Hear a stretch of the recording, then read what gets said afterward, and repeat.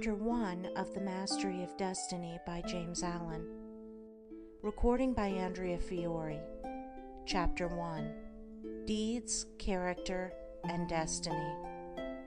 There is, and always has been, a widespread belief in fate, or destiny, that is, in an eternal and inscrutable power, which apportions definite ends to both individuals and nations.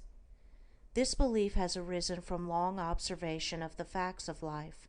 Men are conscious that there are certain occurrences which they cannot control, and are powerless to avert. Birth and death, for instance, are inevitable, and many of the incidents of life appear equally inevitable. Men strain every nerve for the attainment of certain ends, and gradually they become conscious of a power which seems to be not of themselves, which frustrates their puny efforts, and laughs, as it were, at their fruitless striving and struggle. As men advance in life, they learn to submit, more or less, to this overruling power which they do not understand, perceiving only its effects in themselves and the world around them, and they call it by various names, such as God, Providence, Fate, Destiny, etc. Men of contemplation, such as poets and philosophers, step aside, as it were, to watch the movements of this mysterious power, as it seems to elevate its favorites on the one hand, and strike down its victims on the other, without reference to merit or demerit. The greatest poets, especially the dramatic poets, represent this power in their works, as they have observed it in nature. The Greek and Roman dramatists usually depict their heroes as having foreknowledge of their fate, and taking means to escape it, but by so doing they blindly involve themselves in a series of consequences which bring about the doom they are trying to avert. Shakespeare's characters, on the other hand, are represented, as in nature, with no foreknowledge, except in the form of presentiment, of their particular destiny. Thus, according to the poets, whether the man knows his fate or not, he cannot avert it, and every conscious or unconscious act of his is a step towards it. Omar Khayyam's moving finger is a vivid expression of this idea of fate. The moving finger writes, and having writ, moves on, nor all thy piety nor wit shall lure it back to cancel half a line, nor all thy tears wash out a word of it. Thus men in all nations and times have experienced in their lives the action of this invincible power or law, and in our nation today this experience has been crystallized in the terse proverb, "Man proposes, God disposes." But contradictory as it may appear, there is an equally widespread belief in man's responsibility as a free agent. All moral teaching is an affirmation of man's freedom to choose his course and mold his destiny, and man's patient and untiring efforts in achieving his ends are declarations of consciousness of freedom and power. This dual experience of fate on the one hand and freedom on the other has given rise to the interminable controversy between the believers in fatalism and the upholders of free will, a controversy which was recently revived under the term determinism versus free will. Between apparently conflicting extremes, there is always a middle way of balance, justice, or compensation, which, while it includes both extremes, cannot be said to be either one or the other, and brings both into harmony, and this middle way is the point of contact between two extremes. Truth cannot be a partisan, but by its nature is the reconciler of extremes, and so in the matter which we are considering, there is a golden mean which brings fate and free will into close relationship, wherein, indeed, it is seen that these two indisputable facts in human life, for such they are but two aspects of one central law, one unifying and all-embracing principle, namely, the law of causation in its moral aspect. Moral causation necessitates both fate and free will, both individual responsibility and individual predestination, for the law of causes must also be the law of effects, and cause and effect must always be equal. The train of causation, both in matter and mind, must be eternally balanced, therefore eternally just, eternally perfect. Thus every effect may be said to be a thing preordained, but the predetermining power is a cause, and not the fiat of an arbitrary will. Man finds himself involved in the train of causation. His life is made up of causes and effects. It is both a sowing and a reaping. Each act of his is a cause, which must be balanced by its effects. He chooses the cause, this is free will. He cannot choose, alter, or avert the effect, this is fate. Thus free will stands for the power to initiate causes, and destiny is involvement in effects. It is therefore true that man is predestined to certain ends, but he himself has, though he knows it not, issued the mandate, that good or evil thing from which there is no escape, he has, by his own deeds, brought about. It may here be urged that man is not responsible for his deeds, that these are the effects of his character, and that he is not responsible for the character, good or bad, which was given him at his birth. If character was given him at birth, this would be true, and there would then be no moral law, and no need for moral teaching. But characters are not given ready-made, they are evolved. They are indeed effects, the products of the moral law itself, that is, the products of deeds. Character result of an accumulation of deeds which have piled up, so to speak, by the individual during his life. Man is the doer of his own deeds, as such he is the maker of his own character. And as the doer of his deeds, and the maker of his character, he is the molder and shaper of his destiny. He has the power to modify and alter his deeds, and every time he acts, he modifies his character, and with the modification of his character for good or evil, he is predetermining for himself new destinies, destinies disastrous or beneficent, in accordance with the nature of his deeds. Character is destiny itself, as a fixed combination of deeds. It bears within itself the results of those deeds. These results lie hidden as moral seeds in the dark recesses of the character, awaiting their season of germination, growth, and fruitage. Those things which befall a man are the reflections of himself, that destiny which pursued him, which he was powerless to escape by effort or avert by prayer, was the relentless ghoul of his own wrong deeds, demanding and enforcing restitution. Those blessings and curses which come to him unbidden are the reverberating echoes of the sounds which he himself sent forth. It is this knowledge of the perfect law working through and above all things, of the perfect justice operating in and adjusting all human affairs, that enables the good man to love his enemies, and to rise above all hatred, resentment, and complaining, for he knows that only his own can come to him, and that, though he be surrounded by persecutors, his enemies are but the blind instruments of a faultless retribution, and so he blames them not, but calmly receives his accounts, and patiently pays his moral debts. But this is not all. He does not merely pay his debts. He takes care not to contract any further debts. He watches himself and makes his deeds faultless. While paying off evil accounts, he is laying up good accounts.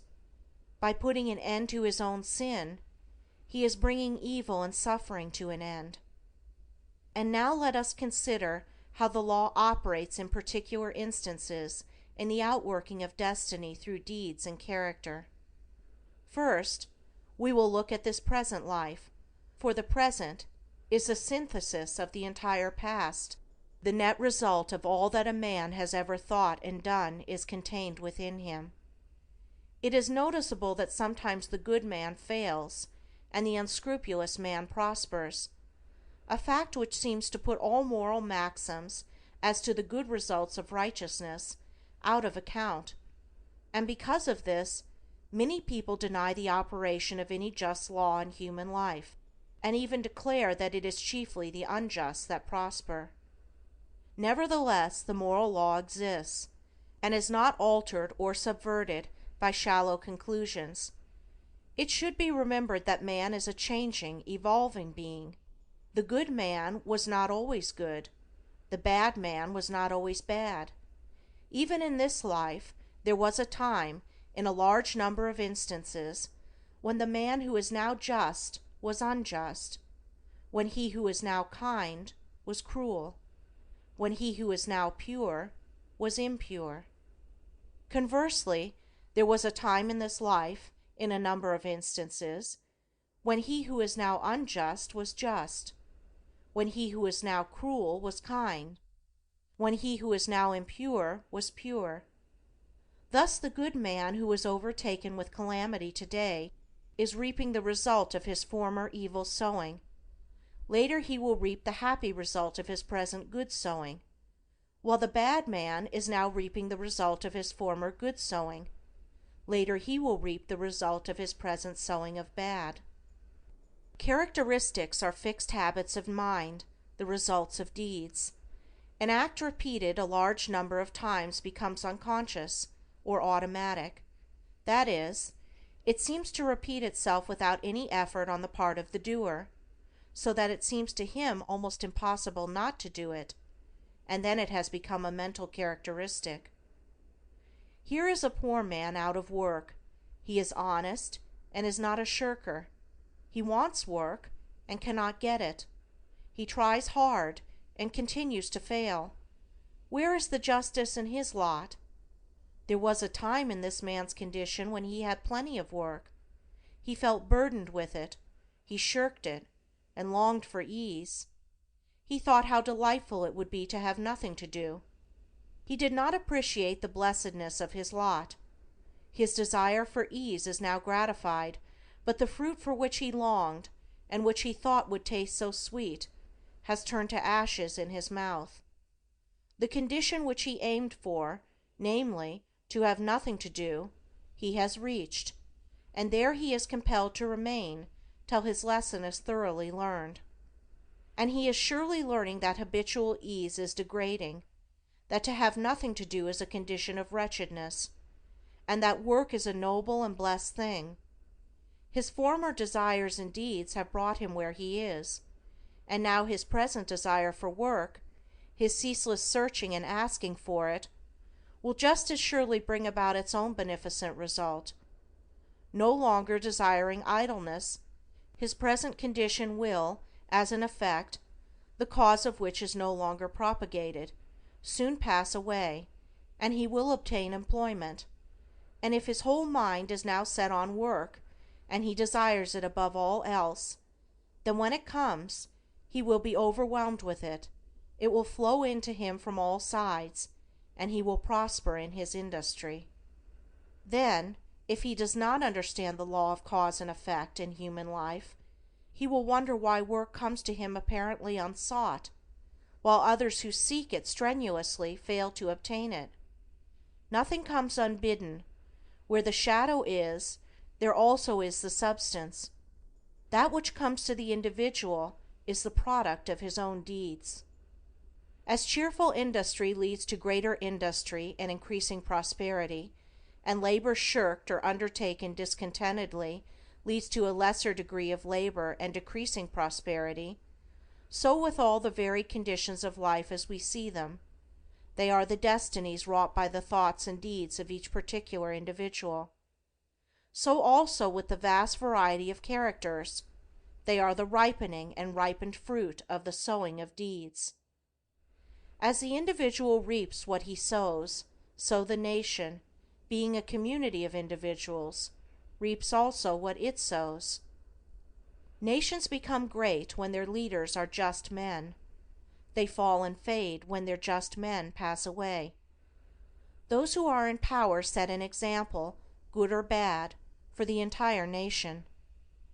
Great will be the peace and prosperity of a nation when there shall arise within it a line of statesmen who, having first established themselves in a lofty integrity of character, shall direct the energies of the nation toward the culture of virtue and development of character, knowing that only through personal industry, integrity, and nobility can national prosperity proceed.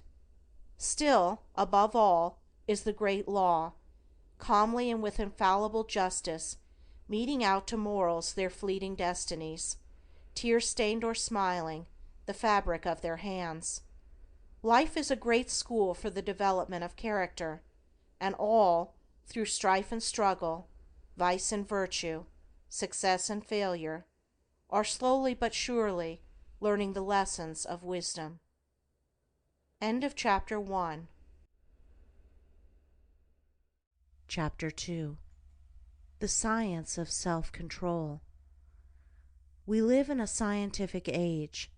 Men of science are numbered by thousands, and they are ceaselessly searching, analyzing, and experimenting with a view to discovery and the increase of knowledge. The shelves of our libraries, both public and private, are heavy with their load of imposing volumes on scientific subjects, and the wonderful achievements of modern science are always before us, whether in our homes or in our streets, in country or town, on land or sea. There shall we have before us some marvelous device, some recent accomplishment of science, for adding to our comfort, increasing our speed, or saving the labor of our hands. Yet with all our vast store of scientific knowledge, and its startling and rapidly increasing results in the world of discovery and invention, there is, in this age, one branch of science which has so far fallen into decay as to have become almost forgotten, a science, nevertheless, which is of greater importance than all the other sciences combined, and without which all science would but subserve the ends of selfishness and aid in man's destruction. I refer to the science of self-control.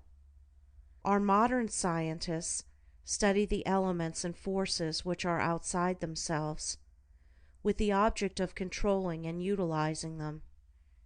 The ancients studied the elements and forces which were within themselves, with a view to controlling and utilizing them, and the ancients produced such mighty masters of knowledge in this direction, that to this day they are held in reverence as gods, and the vast religious organizations of the world are based upon their achievements. Wonderful as are the forces in nature, they are vastly inferior to that combination of intelligent forces which comprise the mind of man, and which dominate and direct the blind mechanical forces of nature. Therefore it follows that, to understand, control, and direct the inner forces of passion, desire, will, and intellect, is to be in possession of the destinies of men and nations. As in ordinary science, there are, in this divine science, degrees of attainment, and a man is great in knowledge, great in himself, and great in his influence on the world, in the measure that he is great in self-control. He who understands and dominates the forces of external nature is the natural scientist, but he who understands and dominates the internal forces of the mind is the divine scientist, and the laws which operate in gaining a knowledge of external appearances operate also in gathering a knowledge of internal varieties.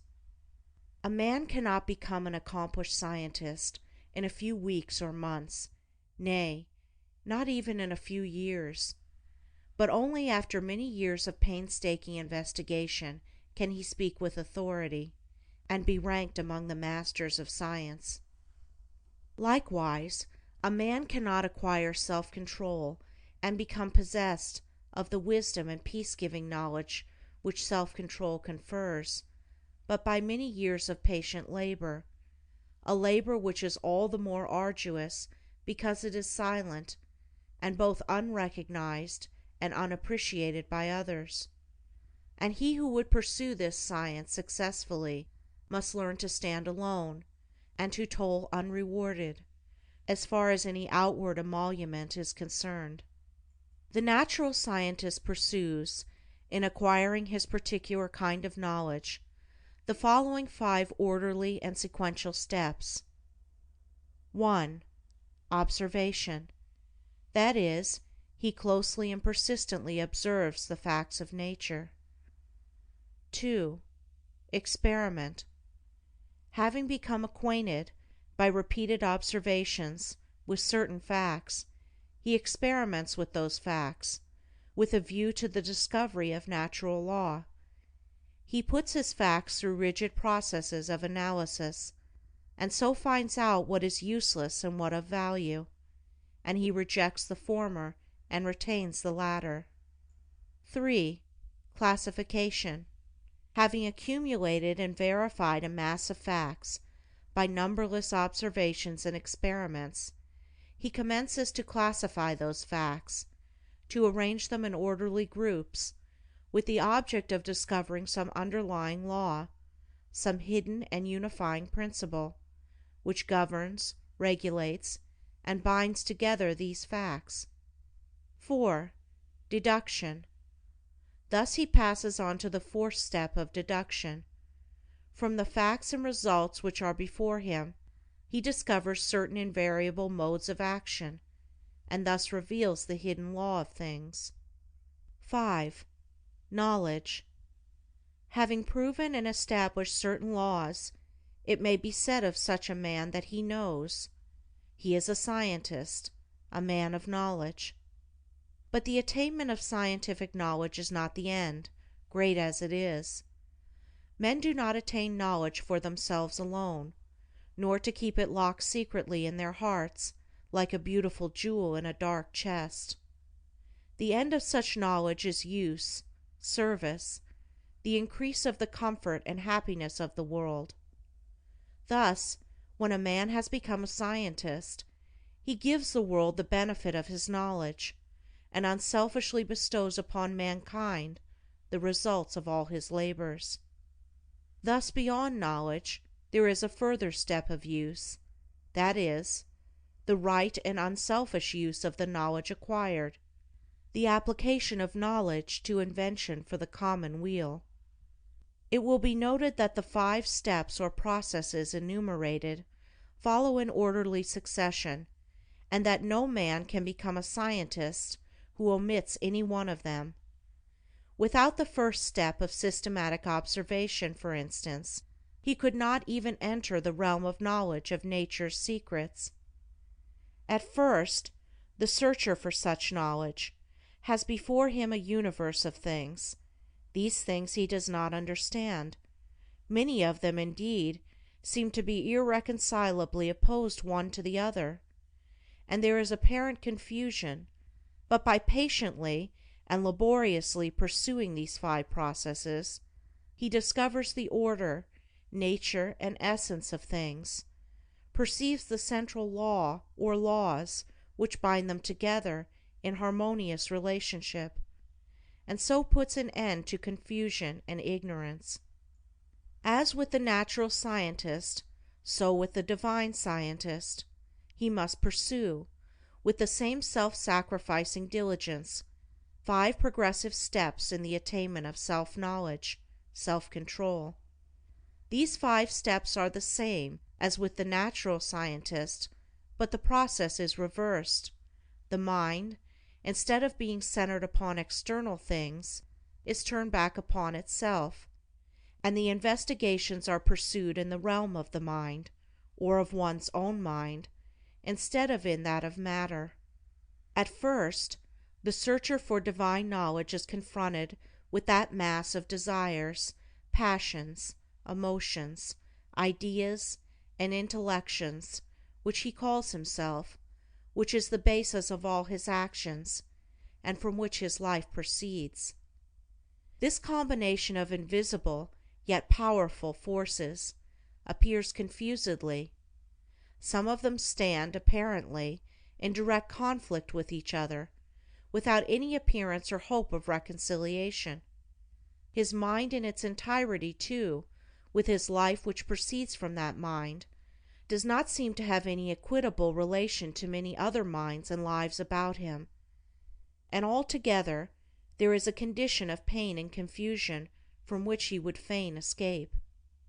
Thus he begins by keenly realizing his state of ignorance, for no one could acquire either natural or divine knowledge if he were convinced that without study or labor he already possessed it.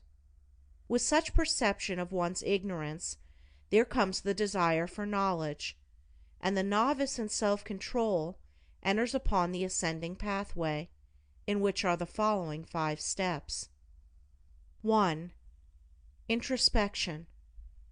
This coincides with the observation of the natural scientist. The mental eye is turned like a searchlight upon the inner things of the mind, and its subtle and ever-varying processes are observed and carefully noted. This stepping aside from selfish gratifications, from the excitements of worldly pleasures and ambitions, in order to observe, with the object of understanding, one's nature, is the beginning of self-control.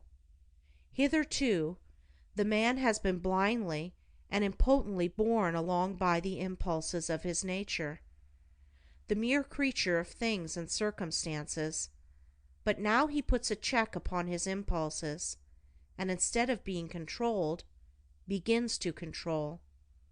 2. Self-analysis. Having observed the tendencies of the mind, they are then closely examined, and are put through a rigid process of analysis. The evil tendencies, those that produce painful effects, are separated from the good tendencies, those that produce peaceful effects, and the various tendencies, with the particular actions they produce, and the definite results which invariably spring from these actions, are gradually grasped by the understanding, which is at last enabled to follow them in their swift and subtle interplay and profound ramifications.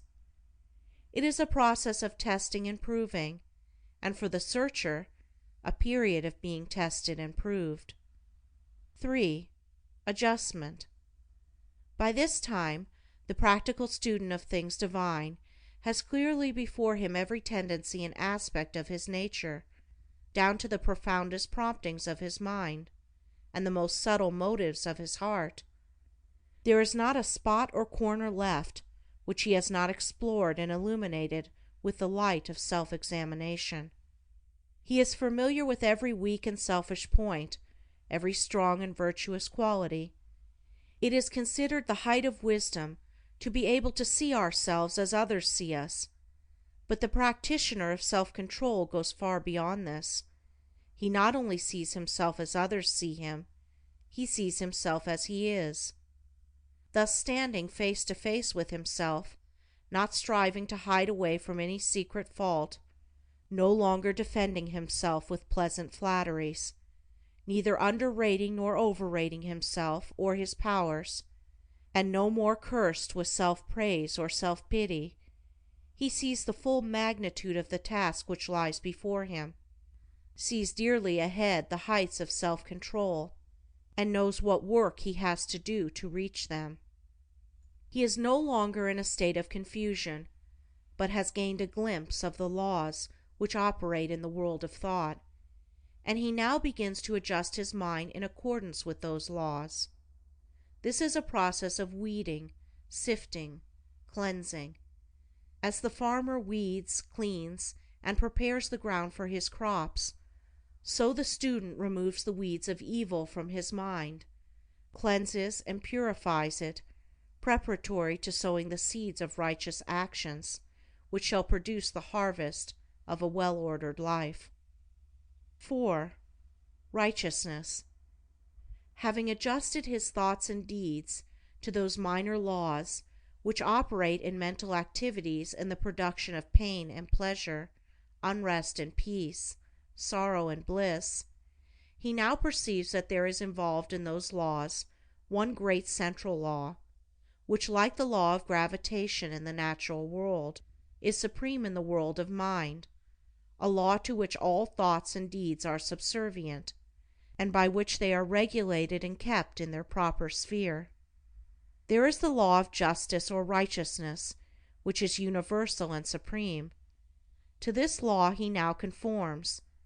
Instead of thinking and acting blindly, as the nature is stimulated and appealed to by outward things, he subordinates his thoughts and deeds to this central principle.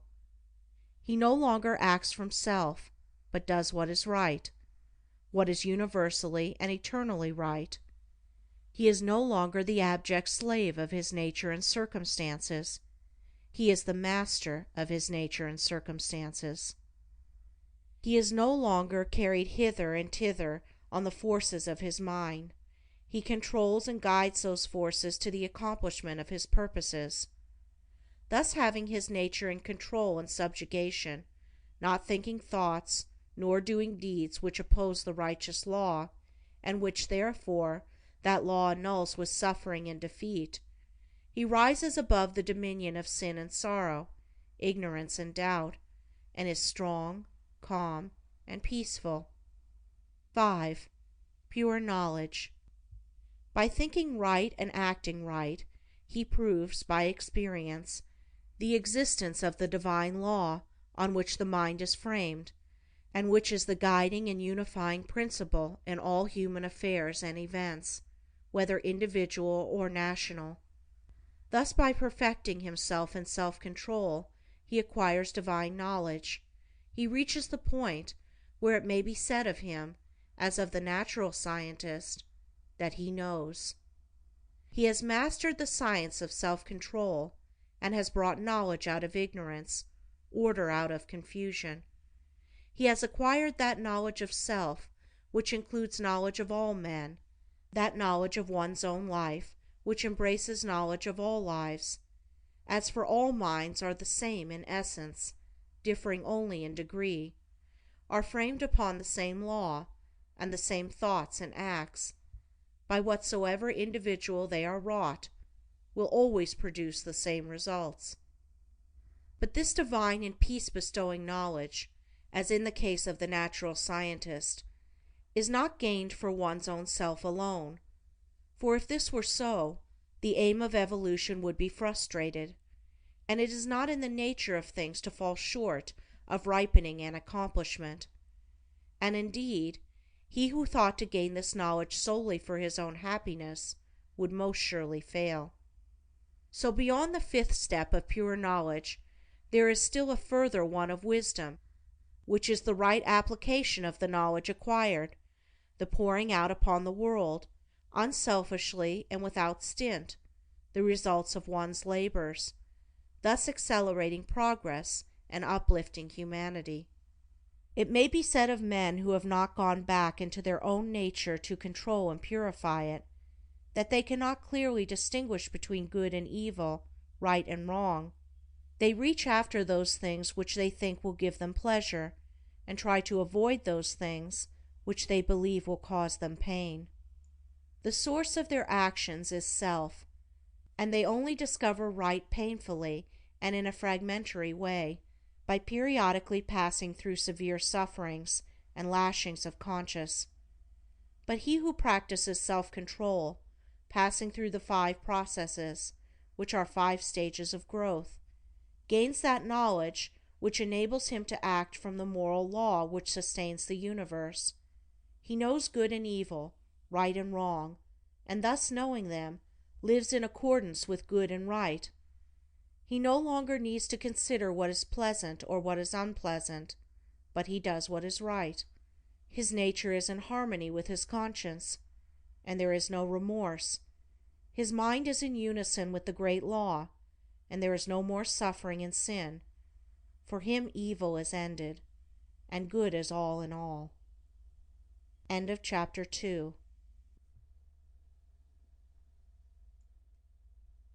Chapter 3. Cause and Effect in Human Conduct. It is an axiom with the scientists that every effect is related to a cause. Apply this to the realm of human conduct, and there is revealed the principle of justice. Every scientist knows, and all men believe, that perfect harmony prevails throughout every portion of the physical universe, from the speck of dust to the greatest sun. Everywhere there is exquisite adjustment. In the sidereal universe, with its millions of suns rolling majestically through space and carrying with them their respective systems of revolving planets, its vast nebula, its sea of meteors, and its vast army of comets, traveling through illimitable space with inconceivable velocity, perfect order prevails. And again, in the natural world, with its multitudinous aspects of life, and its infinite variety of forms, there are the clearly defined limits of specific laws, through the operation of which all confusion is avoided, and unity and harmony eternally obtain. If this universal harmony could be arbitrarily broken, even in one small particular, the universe would cease to be. There could be no cosmos, but only universal chaos. Nor can it be possible in such a universe of law that there should exist any personal power which is above, outside, and superior to such law in the sense that it can defy it, or set it aside, for whatsoever beings exist, whether they be men or gods, they exist by virtue of such law, and the highest, best, and wisest among all beings would manifest his greater wisdom by his complete obedience to that law which is wiser than wisdom, and than which nothing more perfect could be devised. All things, whether visible or invisible, are subservient to, and fall within the scope of, this infinite and eternal law of causation. As all things seen obey it, so all things unseen, the thoughts and deeds of men, whether secret or open, cannot escape it. Do right, it recompenseth. Do wrong, the equal retribution must be made. Perfect justice upholds the universe. Perfect justice regulates human life and conduct. All the varying conditions of life, as they obtain in the world today, are the result of this law reacting on human conduct. Man can, and does, choose what causes he shall set in operation, but he cannot change the nature of effects. He can decide what thoughts he shall think, and what deeds he shall do, but he has no power over the results of those thoughts and deeds. These are regulated by the overruling law. Man has all power to act, but his power ends with the act committed. The result of the act cannot be altered, annulled, or escaped. It is irrevocable. Evil thoughts and deeds produce conditions of suffering. Good thoughts and deeds determine conditions of blessedness. Thus man's power is limited to, and his blessedness or misery is determined by, his own conduct. To know this truth renders life simple, plain, and unmistakable. All the crooked paths are straightened out, the heights of wisdom are revealed, and the open door to salvation from evil and suffering is perceived and entered. Life may be likened to a sum in arithmetic. It is bewilderingly difficult and complex to the pupil who has not yet grasped the key to its correct solution, but once this is perceived and laid hold of, it becomes as astonishingly simple as it was formerly profoundly perplexing.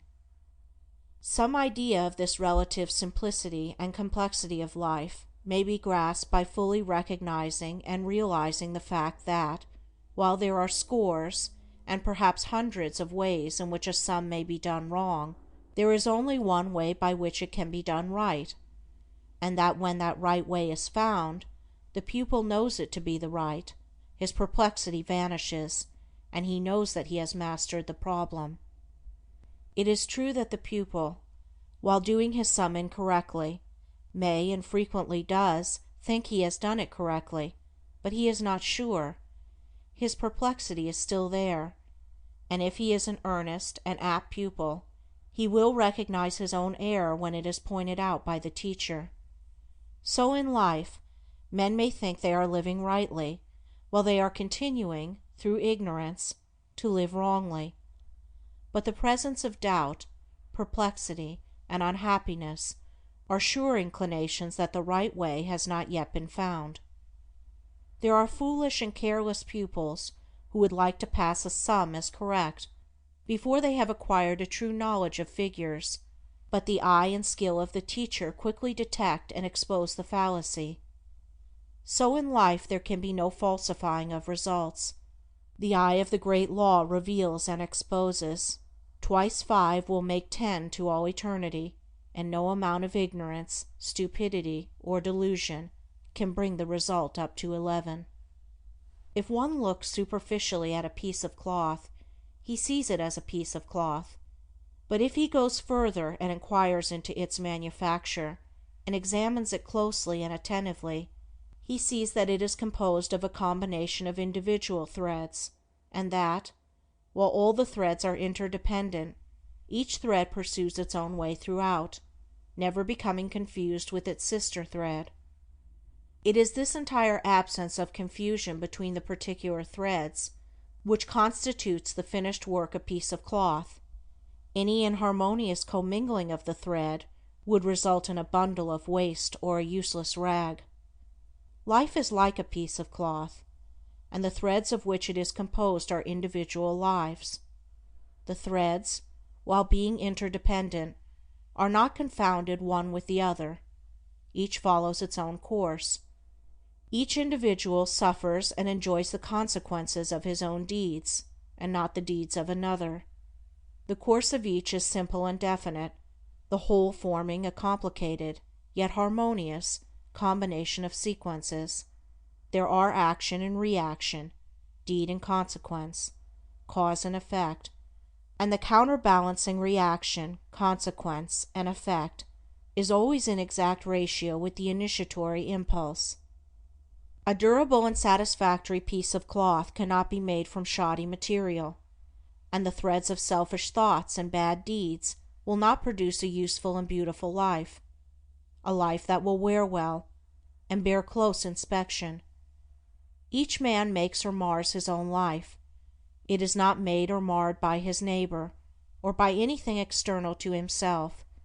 Each thought he thinks, each deed he does, is another thread, shoddy or genuine, woven into the garment of his life, and as he makes the garment, so he must wear it. He is not responsible for his neighbor's deeds. He is not the custodian of his neighbor's actions. He is responsible only for his own deeds. He is the custodian of his own actions. The problem of evil subsists in a man's own evil deeds, and it is solved when those deeds are purified. Says Rousseau, "Man, seek no longer the origin of evil. Thou thyself art its origin." Effect can never be divorced from cause. It can never be of a different nature from cause. Emerson says, "Justice is not postponed. A perfect equity adjusts the balance in all parts of life." And there is a profound sense in which cause and effect are simultaneous, and form one perfect whole. Thus upon the instant that a man thinks, say a cruel thought, or does a cruel deed, that same instant he has injured his own mind. He is not the same man he was the previous instant. He is a little viler and a little more unhappy, and a number of such successive thoughts and deeds would produce a cruel and wretched man. The same thing applies to the contrary, the thinking of a kind thought, or doing a kind deed. An immediate nobility and happiness attend it. The man is better than he was before, and a number of such deeds would produce a great and blissful soul. Thus individual human conduct determines, by the faultless law of cause and effect, individual merit or demerit, individual greatness or meanness, individual happiness or wretchedness. What a man thinks, that he does. What he does, that he is. If he is perplexed, unhappy, restless, or wretched, let him look to himself, for there and nowhere else is the source of all his trouble. End of Chapter 3. Chapter 4. Training of the Will. Without strength of mind, nothing worthy of accomplishment can be done, and the cultivation of that steadfastness and stability of character which is commonly called will-power is one of the foremost duties of man, for its possession is essentially necessary both to his temporal and eternal well-being. Fixedness of purpose is at the root of all successful efforts, whether in things worldly or spiritual, and without it man cannot be otherwise than wretched, and dependent upon others for that support which should be found within himself. The mystery which has been thrown around the subject of cultivation of the will, for those who advertise to sell occult advice on the matter for so many dollars, should be avoided and dispelled, for nothing could be further removed from secrecy and mystery than the practical methods by which alone strength of will can be developed. The true path of will cultivation is only to be found in the common everyday life of the individual, and so obvious and simple is it that the majority, looking for something complicated and mysterious, pass it by unnoticed. A little logical thought will soon convince a man that he cannot be both weak and strong at the same time, that he cannot develop a stronger will while remaining a slave to weak indulgences, and that therefore the direct and only way to that greater strength is to assail and conquer his weaknesses. All the means for that cultivation of the will are already at hand in the mind and life of the individual. They reside in the weak side of his character, by attacking and vanquishing which the necessary strength of will be developed. He who has succeeded in grasping this simple preliminary truth will perceive that the whole science of will cultivation is embodied in the following 7 rules. 1. Break off bad habits. 2. Form good habits. 3. Give scrupulous attention to the duty of the present moment. 4. Do vigorously and at once whatever has to be done. 5. Live by rule. 6. Control the tongue. 7. Control the mind. Anyone who earnestly meditates upon and diligently practices the above rules will not fail to develop that purity of purpose and power of will which will enable him to successfully cope with every difficulty and pass triumphantly through every emergency. It will be seen that the first step is the breaking away from bad habits. This is no easy task. It demands the putting forth of great efforts, or a succession of efforts, and it is by such efforts that the will can alone be invigorated and fortified. If one refuses to take the first step, he cannot increase in will power, for by submitting to a bad habit, because of the immediate pleasure which it affords, one forfeits the right to rule over himself, and is so far a weak slave. He who thus avoids self-discipline, and looks about for some occult secrets for gaining will power at the expenditure of little or no effort on his part, is deluding himself, and is weakening the will power which he already possesses. The increased strength of will which is gained by success in overcoming bad habits enables one to initiate good habits, for while the conquering of a bad habit requires merely strength of purpose, the forming of a new one necessitates the intelligent direction of purpose. To do this, a man must be mentally active and energetic, and must keep a constant watch upon himself. As a man succeeds in perfecting himself in the second rule, it will not be very difficult for him to observe the third, that of giving scrupulous attention to the duty of the present moment. Thoroughness is a step in the development of the will which cannot be passed over. Slipshod work is an indication of weakness. Perfection should be aimed at, even in the smallest task. By not dividing the mind, but giving the whole attention to each separate task as it presents itself, singleness of purpose and intense concentration of mind are gradually gained, two mental powers which give weight and worth of character and bring repose and joy to their possessor. The fourth rule, that of doing vigorously and at once whatever has to be done, is equally important. Idleness and a strong will cannot go together, and procrastination is a total barrier to the acquisition of purposeful action. Nothing should be put off until another time, not even for a few minutes. That which ought to be done now should be done now. This seems a little thing, but it is of far-reaching importance. It leads to strength, success, and peace. The man who is to manifest a cultivated will must also live by certain fixed rules.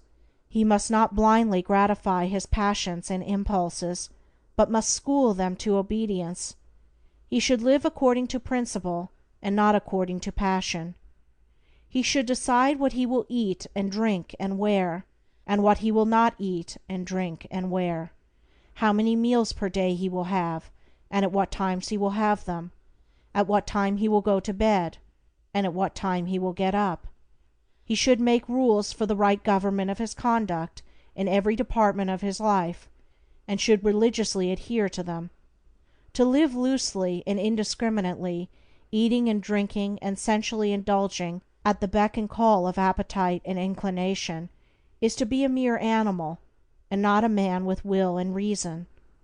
The beast in man must be scourged and disciplined and brought into subjugation, and this can only be done by training the mind and life on certain fixed rules of right conduct. The saint attains to holiness by not violating his vows, and the man who lives according to good and fixed rules is strong to accomplish his purpose. The sixth rule, that of controlling the tongue, must be practiced until one has perfect command of his speech, so that he utters nothing in peevishness, anger, irritability, or with evil intent. The man of strong will does not allow his tongue to run thoughtlessly and without check. All these 6 rules, if faithfully practiced, will lead up to the 7th, which is the most important of them all, namely, rightly controlling the mind. Self-control is the most essential thing in life, yet least understood, but he who patiently practices the rules herein laid down, bringing them into requisition in all his ways and undertakings, will learn, by his own experience and efforts, how to control and train his mind, and to earn thereby the supreme crown of manhood, the crown of a perfectly poised will.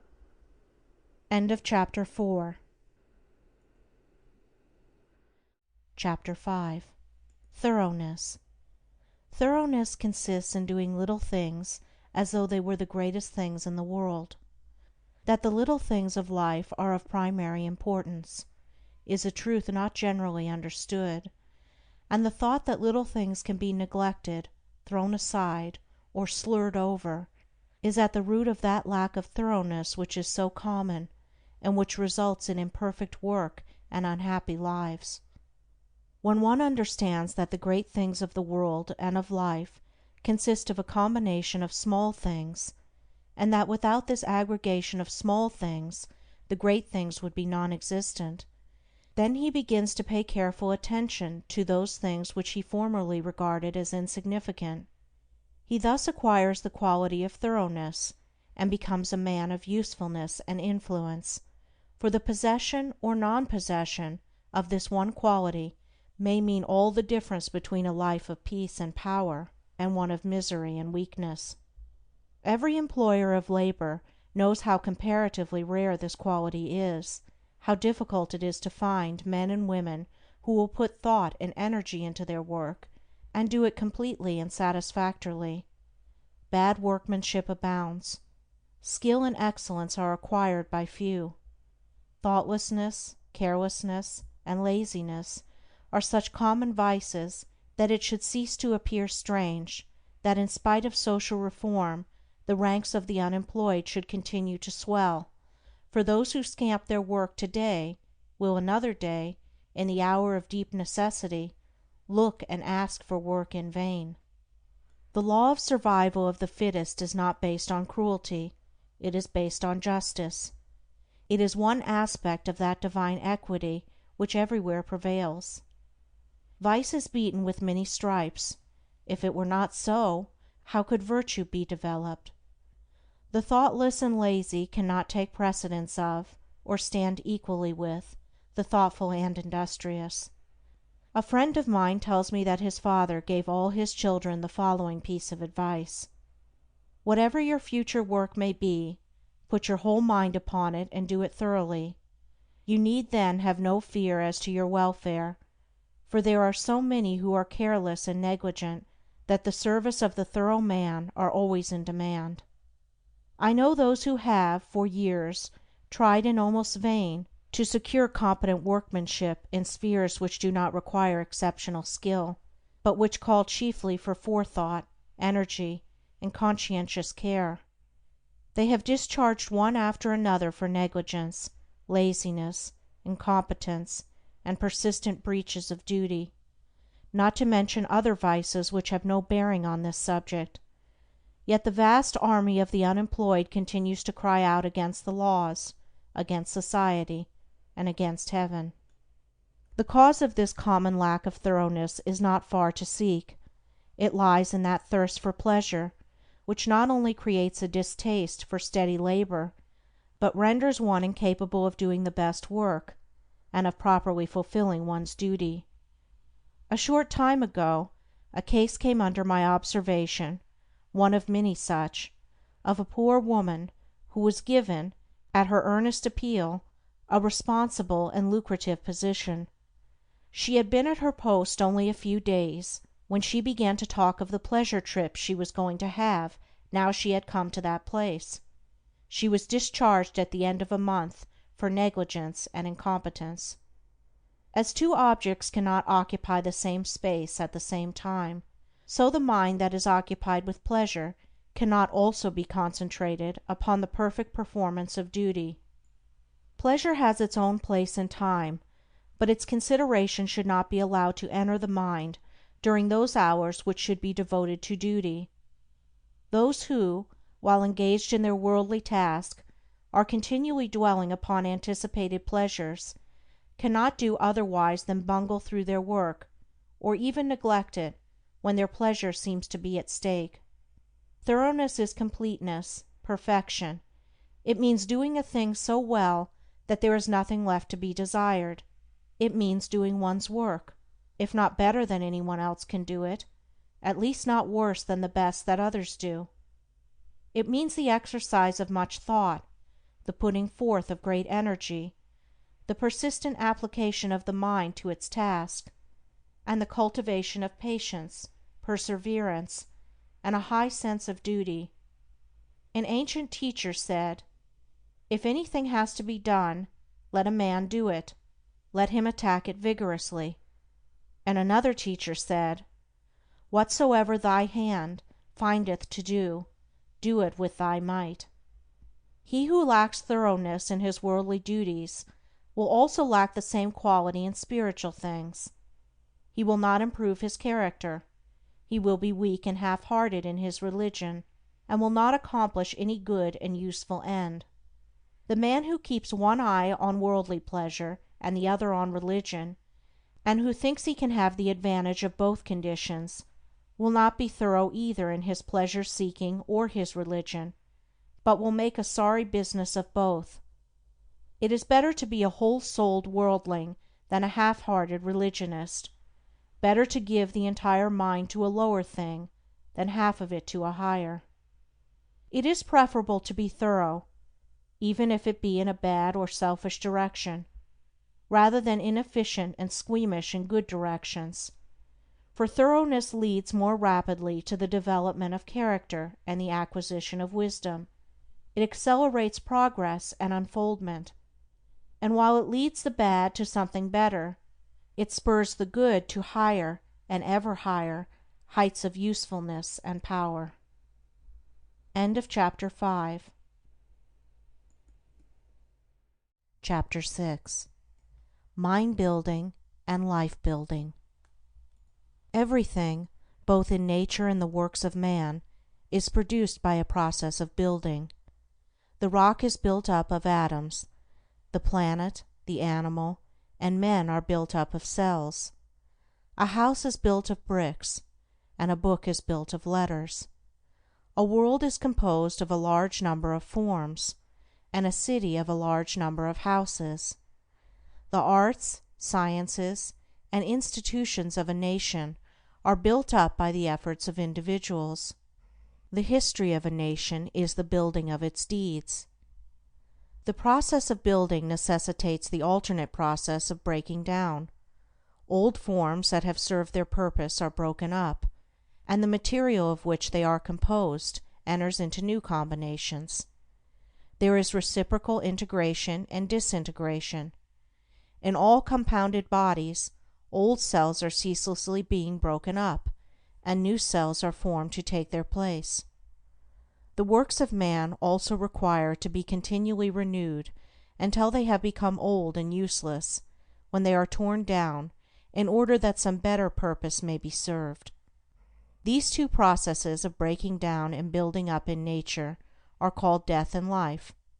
In the artificial works of man they are called destruction and restoration. This dual process, which obtains universally in things visible, also obtains universally in things invisible. As a body is built of cells and a house of bricks, so a man's mind is built of thoughts. The various characters of men are none other than compounds of thoughts of varying combinations. Herein we see the deep truth of the saying, "As a man thinketh in his heart, so is he." Individual characteristics are fixed processes of thought, that is, they are fixed in the sense that they have become such an integral part of the character that they can only be altered or removed by a protracted effort of the will, and by much self-discipline. Character is built in the same way as a tree or a house is built, namely, by the ceaseless addition of new material, and that material is thought. By the aid of millions of bricks a city is built. By the aid of millions of thoughts, a mind, a character, is built. Every man is a mind builder, whether he recognizes it or not. Every man must perforce think, and every thought is another brick laid down in the edifice of mind. Such bricklaying is done loosely and carelessly by the vast number of people, the result being unstable and tottering characters that are ready to go down under the first little gust of trouble or temptation. Some also put into the building of their minds large numbers of impure thoughts.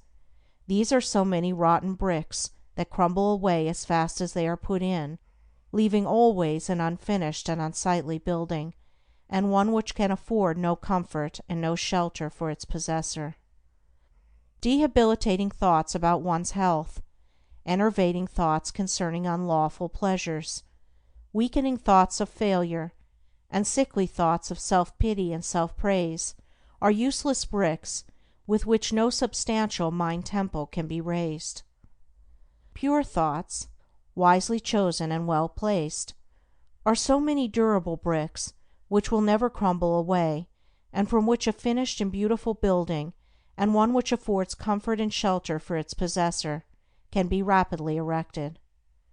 Bracing thoughts of strength, of confidence, of duty, inspiring thoughts of a large, free, unfettered, and unselfish life, are useful bricks with which a substantial mind-temple can be raised, and the building of such a temple necessitates that old and useless habits of thought be broken down and destroyed.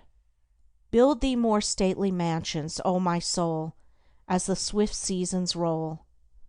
Each man is the builder of himself.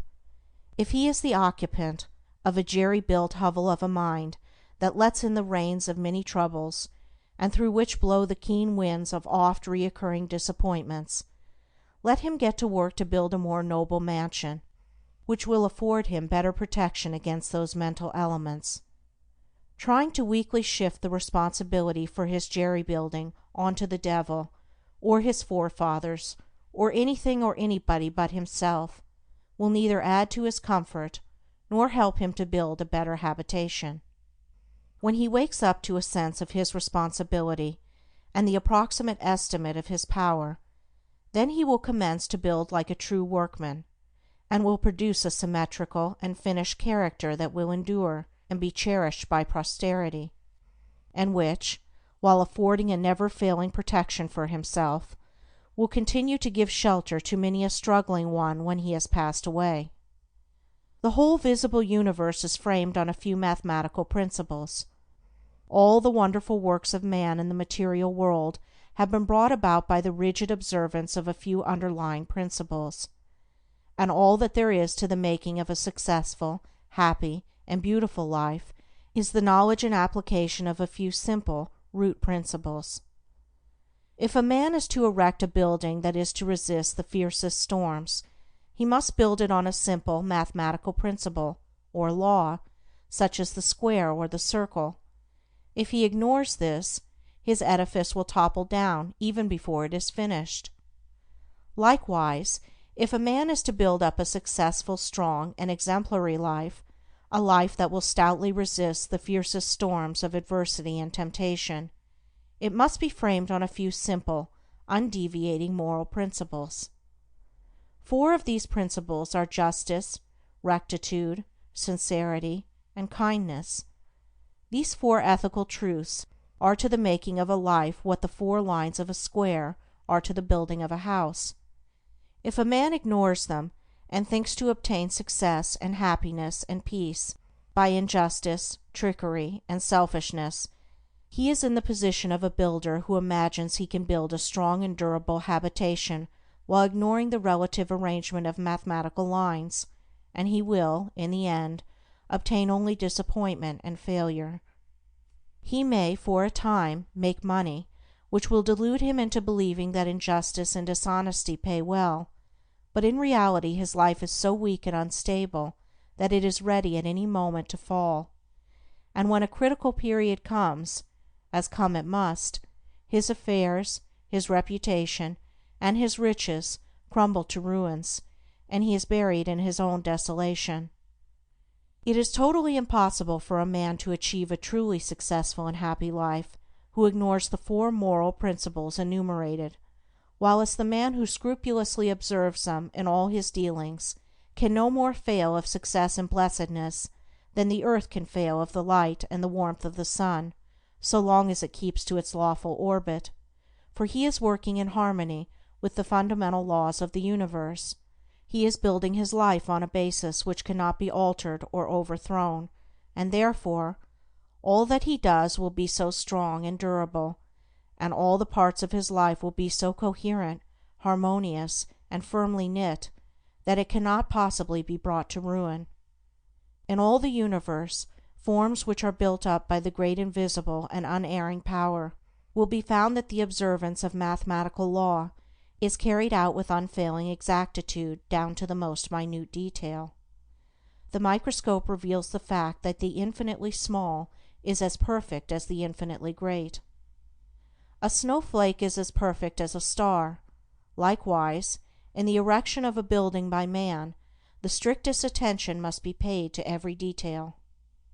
A foundation must first be laid, and although it is to be buried and hidden, it must receive the greatest care, and be made stronger than any other part of the building. Then stone upon stone, brick upon brick, is carefully laid with the aid of the plumb line, until at last the building stands complete in its durability, strength, and beauty. Even so it is with the life of a man.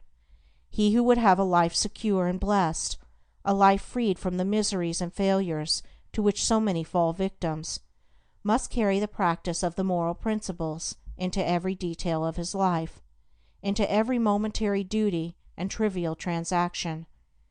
In every little thing he need be thorough and honest, neglecting nothing.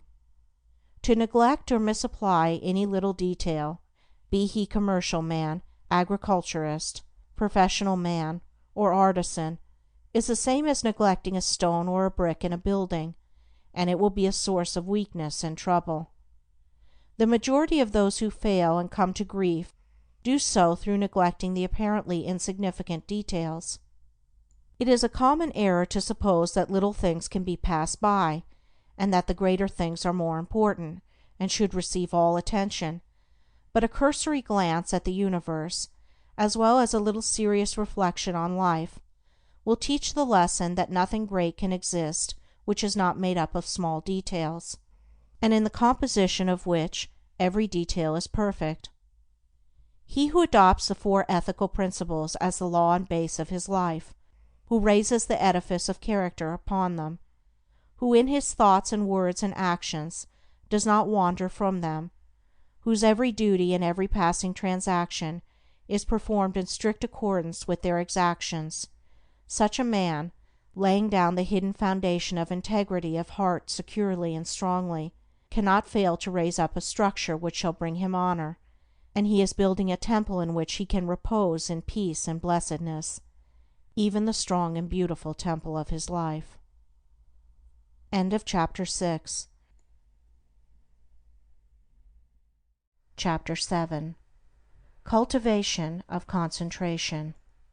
Concentration, or the bringing of the mind to a center and keeping it there, is vitally necessary to the accomplishment of any task.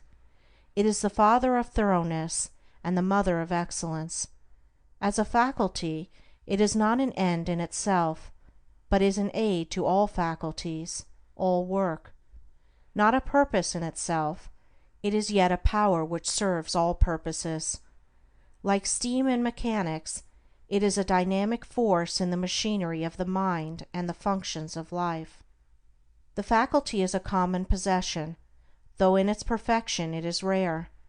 Just as will and reason are common possessions, though a perfectly poised will and a comprehensive reason are rare possessions, the mystery which some modern mystical writers have thrown around it is entirely superfluous.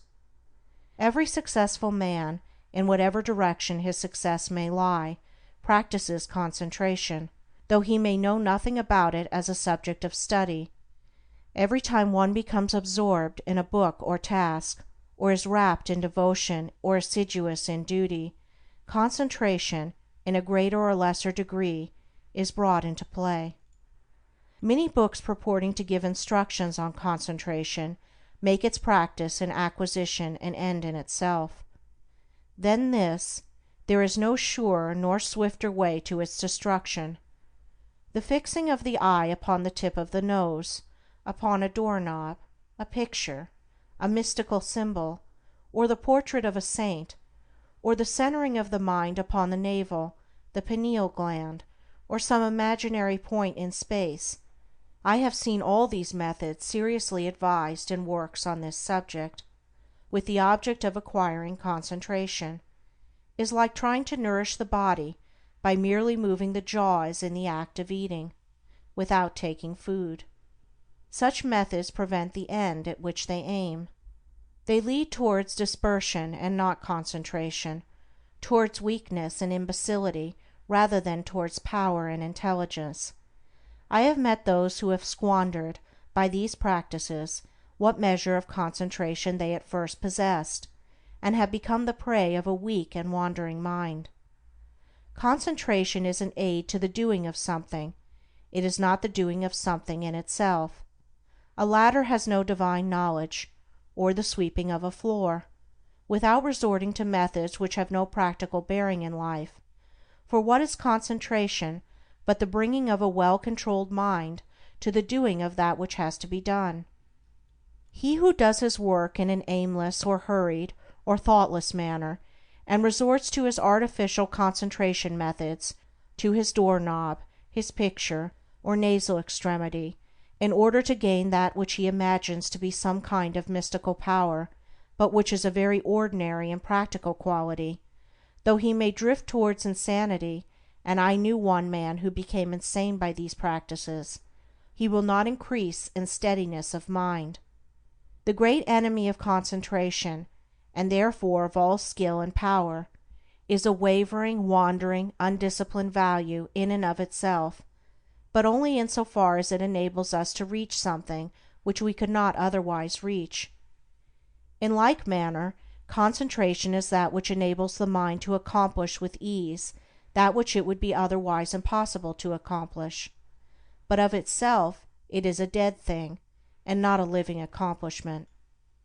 Concentration is so interwoven with the uses of life that it cannot be separated from duty, and he who tries to acquire it apart from his task, his duty, will not only fail, but will diminish, and not increase, his mental control and executive capacity, and so render himself less and less fit to succeed in his undertakings. A scattered and undisciplined army would be useless. To make it effective in action and swift in victory, it must be solidly concentrated and masterfully directed. Scattered and diffuse thoughts are weak and worthless. Thoughts marshaled, commanded, and directed upon at a given point are invincible.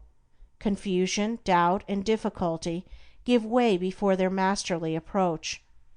Concentrated thought enters largely into all successes and informs all victories. There is no more secret about its acquirement than about any other acquisition, for it is governed by the underlying principle of all development, namely, practice. To be able to do a thing, you must begin to do it, and keep on doing it until the thing is mastered. This principle prevails universally, in all arts, sciences, trades, in all learning, conduct, religion. To be able to paint, one must paint. To know how to use a tool skillfully, he must use the tool. To become learned, he must learn. To become wise, he must do wise things. And to successfully concentrate his mind, he must concentrate it. But the doing is not all, it must be done with energy and intelligence. The beginning of concentration, then, is to go to your daily task and put your mind on it, bringing all your intelligence and mental energy to a focus upon that which has to be done. And every time the thoughts are found wandering aimlessly away, they should be brought promptly back to the thing in hand. Thus the center upon which you are to bring your mind to a point is not your pineal gland or a point in space, but the work which you are doing every day, and your object in thus concentrating is to be able to do your work with smooth rapidity and consummate skill. For until you can thus do your work, you have not gained any degree of control over the mind, you have not acquired the power of concentration. This powerful focusing of one's thought and energy and will upon the doing of things is difficult at first, as everything worth acquiring is difficult, but daily efforts, strenuously made and patiently followed up, will soon lead to such a measure of self-control as will enable one to bring a strong and penetrating mind to bear upon any work undertaken, a mind that will quickly comprehend all the details of the work, and dispose of them with accuracy and dispatch. He will thus, as his concentrative capacity increases, enlarge his usefulness in the scheme of things, and increase his value to the world, thus inviting nobler opportunities, and opening the door to higher duties. He will also experience the joy of a wider and fuller life. In the process of concentration there are the four following stages: 1. Attention. 2. Contemplation. 3. Abstraction. 4. Activity in repose. At first the thoughts are arrested, and the mind is fixed upon the object of concentration, which is the task in hand. This is attention. The mind is then roused into vigorous thought concerning the way of proceeding with the task. This is contemplation. Protracted contemplation leads to a condition of mind in which the doors of the senses are all closed against the entrance of outside distractions, the thoughts being wrapped in, and solely and intensely centered upon the work in hand. This is abstraction. The mind thus centered in profound cogitation reaches a state in which the maximum of work is accomplished with the minimum of friction. This is activity in repose. Attention is the first stage in all successful work. Those who lack it fail in everything. Such are the lazy, the thoughtless, the indifferent, and incompetent. When attention is followed by an awakening of the mind to serious thought, then the second stage is reached. To ensure success in all ordinary, worldly undertakings, it is not necessary to go beyond these two stages. They are reached, in a greater or lesser degree, by all that large army of skilled and competent workers which carries out the work of the world in its manifold departments, and only a comparatively small number reach the third stage of abstraction, for when abstraction is reached, we have entered the sphere of genius. In the first two stages, the work and the mind are separate, and the work is done more or less laboriously and with a degree of friction, but in the third stage, a marriage of the work with the mind takes place. There is a fusion, a union, and the two become one. Then there is a superior efficiency with less labor and friction. In the perfection of the first two stages, the mind is objectively engaged, and is easily drawn from its center by external sights and sounds. But when the mind has attained perfection in abstraction, the subjective method of working is accomplished, as distinguished from the objective. The thinker is then oblivious to the outside world, but is vividly alive in his mental operations. If spoken to, he will not hear, and if plied with more vigorous appeals, he will bring back his mind to outside things as one coming out of a dream. Indeed, this abstraction is a kind of waking dream, but its similarity to a dream ends with the subjective state. It does not obtain in the mental operations of that state, in which, instead of the confusion of dreaming, there is perfect order, penetrating insight, and a wide range of comprehension. Whoever attains to perfection in abstraction will manifest genius in the particular work upon which his mind is centered. Inventors, artists, poets, scientists, philosophers, and all men of genius are men of abstraction. They accomplish subjectively, and with ease, that which the objective workers, men who have not yet attained beyond the second stage in concentration, cannot accomplish with the most strenuous labor. When the fourth stage, that of activity and repose, is attained, then concentration in its perfection is acquired. I am unable to find a single word which will fully express this dual condition of intense activity combined with steadiness, or rest, and have therefore employed the term activity and repose. The term appears contradictory, but the simple illustration of a spinning top will serve to explain the paradox. When a top spins at the maximum velocity, the friction is reduced to the minimum, and the top assumes that condition of perfect repose which is a sight so beautiful to the eye and so captivating to the mind of the schoolboy, who then says his top is asleep. The top is apparently motionless, but it is at rest, not of inertia, but of intense and perfectly balanced activity. So the mind that has acquired perfect concentration is, when engaged in that intense activity of thought which results in productive work of the highest kind, in a state of quiet poise and calm repose. Externally, there is no apparent activity, no disturbance, and the face of a man who has acquired this power will assume a more or less radiant calmness, and the face will be more sublimely calm when the mind is most intensely engaged in active thought. Each stage of concentration has its particular power. Thus the first stage, when perfected, leads to usefulness, the second leads to skill, ability, talent, the third leads to originality and genius, while the fourth leads to mastery and power, and makes leaders and teachers of men. In the development of concentration, also, as in all objects of growth, the following stages embody the preceding ones in their entirety. Thus contemplation, attention is contained. In abstraction, both attention and contemplation are embodied.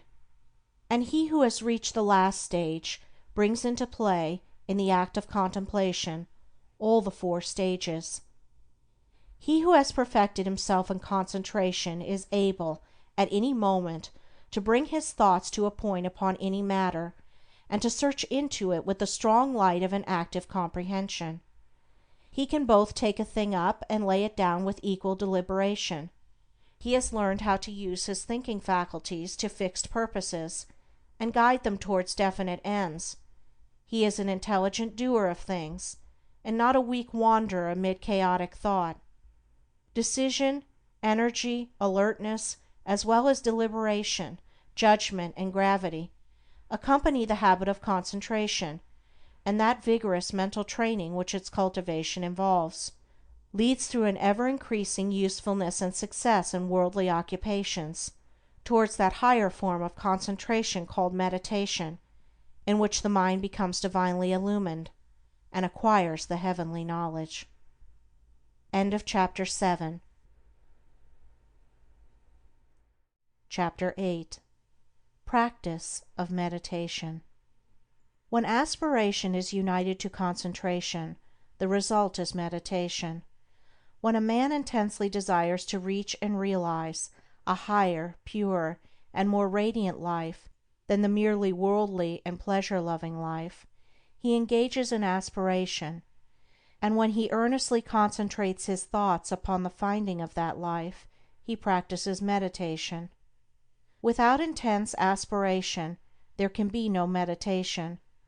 Lethargy and indifference are fatal to its practice.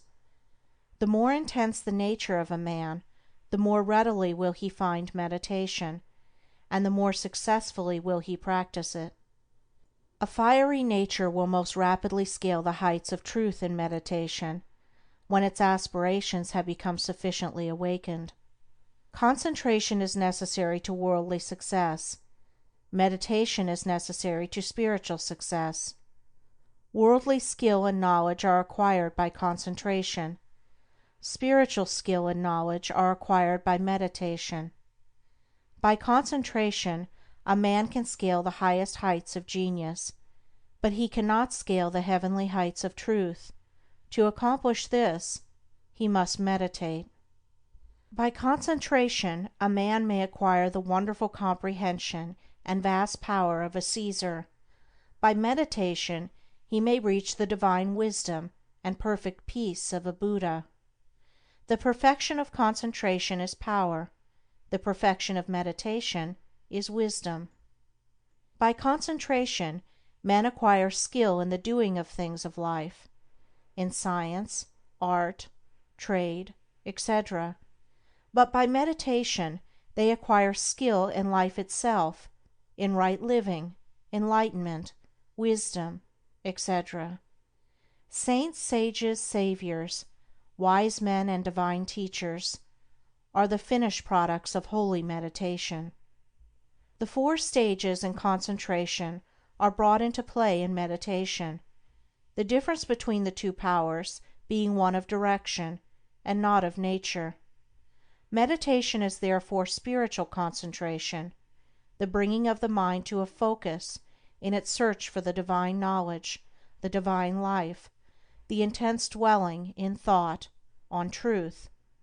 Thus a man aspires to know and realize, above all things else, the truth. He then gives attention to conduct, to life, to self-purification. Giving attention to these things, he passes into serious contemplation of the facts, problems, and mystery of life. Thus contemplating, he comes to love truth so fully and intensely as to become wholly absorbed in it. The mind is drawn away from its wanderings in a multitude of desires, and solving one by one the problems of life, realizes that profound union with truth which is the state of abstraction, and thus absorbed in truth there is that balance and poise of character, that divine action and repose, which is the abiding calm and peace of an emancipated and enlightened mind. Meditation is more difficult to practice than concentration, because it involves a much more severe self-discipline than that which obtains in concentration. A man can practice concentration without purifying his heart and life, whereas the process of purification is inseparable from meditation. The object of meditation is divine enlightenment, the attainment of truth, and is therefore interwoven with practical purity and righteousness. Thus while, at first, the time spent in actual meditation is short, perhaps only half an hour in the early morning, the knowledge gained in that half hour of vivid aspiration and concentrated thought is embodied in practice during the whole day. In meditation, therefore, the entire life of a man is involved, and as he advances in its practice he becomes more and more fitted to perform the duties of life in the circumstances in which he may be placed, for he becomes stronger, holier, calmer, and wiser. The principle of meditation is twofold, namely, 1. Purification of the heart by repetitive thoughts on pure things. 2. Attainment of divine knowledge by embodying such purity in practical life. Man is a thought being, and his life and character are determined by the thoughts in which he habitually dwells. By practice, association, and habit, thoughts tend to repeat themselves with greater and greater ease and frequency, and so fix the character in a given direction by producing that automatic action which is called habit. By daily dwelling upon pure thoughts, the man of meditation forms the habit of pure and enlightened thinking, which leads to pure and enlightened actions and well-performed duties. By the ceaseless repetition of pure thoughts, he at last becomes one with those thoughts, and is a purified being, manifesting his attainment in pure actions, in a serene and wise life. The majority of men live in a series of conflicting desires, passions, emotions, and speculations, and there are restlessness, uncertainty, and sorrow. But when a man begins to train his mind in meditation, he gradually gains control over this inward conflict by bringing his thoughts to a focus upon a central principle. In this way the old habits of impure and erroneous thought and action are broken up, and the new habits of pure and enlightened thought and action are formed. The man becomes more and more reconciled to truth, and there is increasing harmony and insight, a growing perfection and peace. A powerful and lofty aspiration towards truth is always accompanied with a keen sense of the sorrow and brevity and mystery of life, and until this condition of mind is reached, meditation is impossible. Merely musing, or whiling away the time in idle dreaming, habits to which the word meditation is frequently applied, are very far removed from meditation in the lofty spiritual sense which we attach to that condition. It is easy to mistake reverie for meditation. This is a fatal error which must be avoided by one striving to meditate. The two must not be confounded. Reverie is a loose dreaming into which a man falls. Meditation is a strong, purposeful thinking into which a man rises. Reverie is easy and pleasurable. Meditation is at first difficult and irksome. Reverie thrives in indolence and luxury. Meditation arises from strenuousness and discipline. Reverie is first alluring, then sensuous, and then sensual. Meditation is first forbidding, then profitable, and then peaceful. Reverie is dangerous, it undermines self-control. Meditation is protective, it establishes self-control. There are certain signs by which one can know whether he is engaging in reverie or meditation. The indications of reverie are: 1. A desire to avoid exertion. 2. A desire to experience the pleasures of dreaming. 3. An increasing distaste for one's worldly duties. 4. A desire to shirk one's worldly responsibilities. 5. Fear of consequences. 6. A wish to get money with as little effort as possible. 7. Lack of self-control. The indications of meditation are: 1. Increase of both physical and mental energy. 2. A strenuous striving after wisdom. 3. A decrease of irksomeness in the performance of duty. 4. A fixed determination to faithfully fulfill all worldly responsibilities. 5. Freedom from fear. 6. Indifference to riches. 7. Possession of self-control.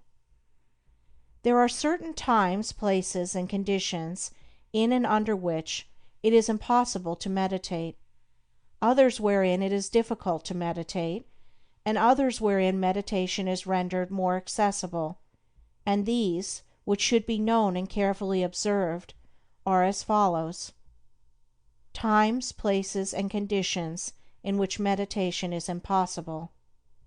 1. At, or immediately after, meals. 2. In places of pleasure. 3. In crowded places. 4. While walking rapidly. 5. While lying in bed in the morning. 6. While smoking. 7. While lying on a couch or bed for physical or mental relaxation. Times, places, and conditions in which meditation is difficult. 1. At night. 2. In a luxuriously furnished room. 3. While sitting on a soft, yielding seat. 4. While wearing gay clothing. 5. When in company. 6. When the body is weary. 7. If the body is given too much food. Times, places, and conditions in which it is best to meditate. 1. Very early in the morning. 2. Immediately before meals. 3. In solitude. 4. In the open air or in a plainly furnished room. 5. While sitting on a hard seat. 6. When the body is strong and vigorous. 7. When the body is modestly and plainly clothed. It will be seen by the foregoing instructions that ease, luxury, and indulgence, which induce reverie, render meditation difficult, and when strongly pronounced, make it impossible, while strenuousness, discipline, and self-denial, which dispel reverie, make meditation comparatively easy. The body, too, should be neither overfed nor starved, neither in rags nor flauntingly clothed. It should not be tired, but should be at its highest point of energy and strength, as the holding of the mind to a concentrated train of subtle and lofty thought requires a high degree of both physical and mental energy. Aspiration can often best be aroused and the mind renewed in meditation by the mental repetition of a lofty precept, a beautiful sentence or verse of poetry. Indeed, the mind that is ready for meditation will instinctively adopt this principle. Mere mechanical repetition is worthless, and even a hindrance. The words repeated must be so applicable to one's own condition that they are dwelt upon lovingly and with concentrated devotion. In this way, aspiration and concentration harmoniously combine to produce, without undue strain, the state of meditation. All the conditions above stated are of the utmost importance in the early stages of meditation, and should be carefully noted and duly observed by all who are striving to acquire the practice, and those who faithfully follow the instructions, and who strive and persevere, will not fail to gather in due season, the harvest of purity, wisdom, bliss, and peace, and will surely eat of the sweet fruits of holy meditation. End of Chapter 8. Chapter 9. The Power of Purpose. Dispersion is weakness, concentration is power. Destruction is a scattering, preservation a uniting process. Things are useful and thoughts are powerful in the measure that their parts are strongly and intelligently concentrated. Purpose is highly concentrated thought. All the mental energies are directed to the attainment of an object, and obstacles which intervene between the thinker and the object are, one after another, broken down and overcome. Purpose is the keystone in the temple of achievement. It binds and holds together in complete whole that which would otherwise lie scattered and useless. Empty whims, ephemeral fancies, vague desires, and half-hearted resolutions have no place in purpose. In the sustained determination to accomplish, there is an invincible power which swallows up all inferior considerations, and marches direct to victory. All successful men are men of purpose. They hold fast to an idea, a project, a plan, and will not let it go. They cherish it, brood upon it, tend and develop it, and when assailed by difficulties, they refuse to be beguiled into surrender. Indeed, the intensity of the purpose increases with the growing magnitude of the obstacles encountered. The men who have molded the destinies of humanity have been mighty men of purpose. Like the Roman laying his road, they have followed along a well-defined path, and have refused to swerve aside even when torture and death confronted them. The great leaders of the race are the mental road makers, and mankind follows in the intellectual and spiritual paths which they have carved out and beaten. Great is the power of purpose. To know how great, let a man study it in the lives of those whose influence has shaped the ends of nations and directed the destinies of the world. In an Alexander, a Caesar, or a Napoleon, we see the power of purpose when it is directed in worldly and personal channels. In a Confucius, a Buddha, or a Christ, we perceive its vaster power when its course is along heavenly and impersonal paths. Purpose goes with intelligence. There are lesser and greater purposes according with degrees of intelligence. A great mind will always be great of purpose. A weak intelligence will be without purpose. A drifting mind argues a measure of undevelopment. What can resist an unshakable purpose? What can stand against it or turn it aside? Inert matter yields to a living force, and circumstance succumbs to the power of purpose. Truly the man of unlawful purpose will, in achieving his ends, destroy himself. But the man of good and lawful purpose cannot fail. It only needs that he daily renew the fire and energy of his fixed resolve, to consummate his object. The weak man, who grieves because he is misunderstood, will not greatly achieve. The vain man, who steps aside from his resolve in order to please others and gain their approbation, will not highly achieve. The double-minded man, who thinks to compromise his purpose, will fail. The man of fixed purpose who, whether misunderstandings and foul accusations, or flatteries and fair promises, rain upon him, does not yield a fraction of his resolve, is the man of excellence and achievement, of success, greatness, power.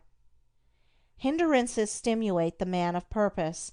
Difficulties nerve him to renewed exertion. Mistakes, losses, pains do not subdue him, and failures are steps in the ladder of success, for he is ever conscious of the certainty of final achievement. All things at last yield to the silent, irresistible, all-conquering energy of purpose. Out of the night that covers me, black as the pit from pole to pole, I thank whatever gods may be for my unconquerable soul. In the fell clutch of circumstance I have not whined nor cried aloud.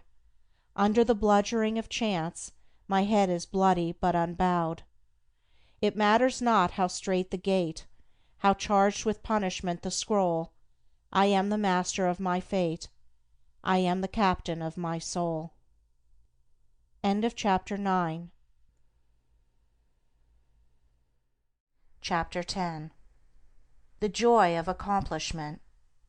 Joy is always the accompaniment of a task successfully accomplished. An undertaking completed, or a piece of work done, always brings rest and satisfaction. When a man has done his duty, he is light-hearted and happy, says Emerson, and no matter how insignificant the task may appear, the doing of it faithfully and with whole-souled energy always results in cheerfulness and peace of mind.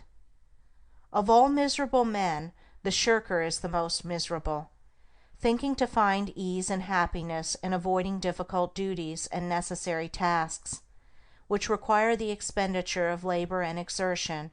His mind is always uneasy and disturbed. He becomes burdened with an inward sense of shame, and forfeits manliness and self-respect. He who will not work according to his faculty, let him perish according to his necessity, says Carlyle. And it is a moral law that the man who avoids duty and does not work to the full extent of his capacity does actually perish, first in his character, and last in his body and circumstances. Life and action are synonymous, and immediately when a man tries to escape exertion, either physical or mental, he has commenced to decay. On the other hand, the energetic increase in life by the full exercise of their powers, by overcoming difficulties, and by bringing to completion tasks which called for the strenuous use of mind or muscle. How happy is a child when a school lesson, long labored over, is mastered at last. The athlete, who has trained his body through long months or years of discipline and strain, is richly blessed in his increased health and strength, and is met with the rejoicings of his friends when he carries home the prize from the field of contest. After many years of ungrudging toil, the heart of the scholar is gladdened with the advantages and powers which learning bestows. The business man, grappling incessantly with difficulties and drawbacks, is amply repaid in the happy assurance of well-earned success, and the horticulturist, vigorously contending with the stubborn soil, sits down at last to eat of the fruits of his labor. Every successful accomplishment, even in worldly things, is repaid with its own measure of joy, and in spiritual things, the joy which supervenes upon the perfection of purpose is sure, deep, and abiding. Great is the heartfelt joy, albeit ineffable, when, after innumerable and apparently unsuccessful attempts, some ingrained fault of character is at last cast out to trouble its erstwhile victim and the world no more. The striver after virtue, he who is engaged in the holy task of building up a noble character, tastes, at every step of conquest over self, a joy which does not again leave him, but which becomes an integral part of his spiritual nature. All life is a struggle. Both without and within there are conditions against which men must contend.